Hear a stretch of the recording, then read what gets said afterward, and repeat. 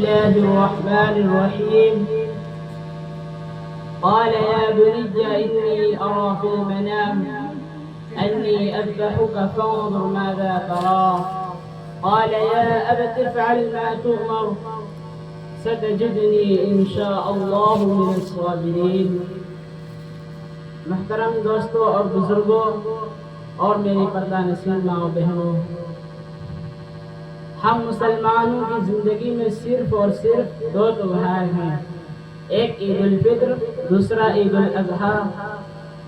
عید الاضحیٰ کی شروعات قربانی کی ایک ایسی مثال سے ہوئی ہے جس نے اچھوں کو حیرانی میں ڈال دیا، اور لوگ حیران کیوں نہ ہو، کیونکہ یہ قربانی کسی جانور کی نہیں بلکہ ایک زندہ انسان کی تھی، ایک بیٹے کی تھی۔ آپ خود سوچئے کہ ایک باپ کو حکم دیا جا رہا ہے کہ وہ اپنے بیٹے کو ذبح کرے، لیکن وہ یہ کیسے کر سکتے تھے؟ مگر یہاں بات اللہ کے رضا اور اس کے حکم کی تھی۔ ہم مسلمان اچھی طرح جانتے ہیں کہ عید الاضحیٰ کتنا قدیم تہوار ہے۔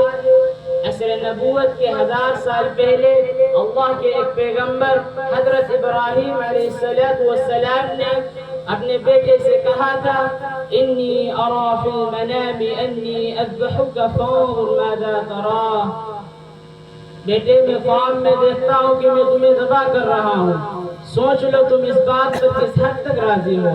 بیٹے نے کہا، قال یا ابت افعل ما تؤمر ستجدنی انشاء اللہ من الصابرین۔ اے میرے ابا جان، آپ کو جو حکم ہوا ہے آپ اسے کر گزرے اور ہم کو اس پر راضی باراضی پائیں گے۔ اللہ نے قربانی قبول فرمائی مگر لی نہیں۔ حضرت ابراہیم علیہ السلام کے ساتھ اللہ نے بڑے بڑے امتحانات لیے، آپ کو آگ میں ڈالا گیا، اور آپ نے حضرت حاجرہ اور حضرت اسماعیل علیہ السلام کو اللہ کے حکم سے صفا مروہ کی پہاڑی پر تنہا چھوڑ دیا تھا، اور اس کے علاوہ بھی اللہ نے آپ کو بہت سی آزمائشوں میں ڈالا اور آپ ان سب میں کامیاب ہوئے۔ حضرت ابراہیم علیہ السلام کو اللہ تعالیٰ نے بڑھاپے میں اولاد کی نعمت سے نوازا، پھر اسی نعمت کے ذریعے آپ کو آزمائشوں میں ڈالا اور آپ ان سب آزمائشوں میں کامیاب ہوئے۔ حضرات، آپ غور کیجئے کہ ایک باپ کو حکم دیا جا رہا ہے کہ وہ اپنے جگر کے ٹکڑے، اپنے لختے جگر کو اللہ کی راہ میں قربان کریں، تو انہوں نے اپنے بیٹے کو ساتھ لے کر مینا جا پہنچے، اور وہاں پہنچ کر چت زمین پر اسماعیل علیہ السلام کو چت لٹا دیا اور گردن پر چھری چلا دی۔ اللہ تعالیٰ نے دیکھا کہ میرا خلیل مجھ سے اتنی محبت کرتا ہے کہ میرے لیے اپنی اولاد کو قربان کرنے کے لیے راضی ہو گیا، تو اللہ تعالیٰ نے حضرت جبریل علیہ السلام کو حکم دیا کہ جنت سے دمبا لے کر جائیں اور اسماعیل کی جگہ رکھ دیں۔ تو ادھر ابراہیم علیہ السلام نے چھری چلائی، ادھر دمبا ذبح ہو گیا، اور ابراہیم علیہ السلام اپنے امتحان میں کامیاب ہو گئے۔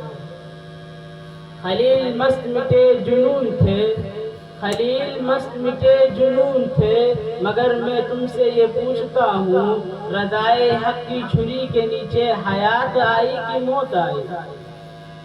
حضرت ابراہیم علیہ السلام کی ادا اللہ تعالیٰ کو اتنی پسند آئی کہ اس وقت سے اس کے بعد والوں کے لیے اس سنت ابراہیمی کو جاری کر دیا، اور امت محمدیہ کے لیے اس کو عید کا دن قرار دیا۔ اللہ تعالیٰ اس طرح مسلسل اپنے بندوں سے امتحان لیتا رہتا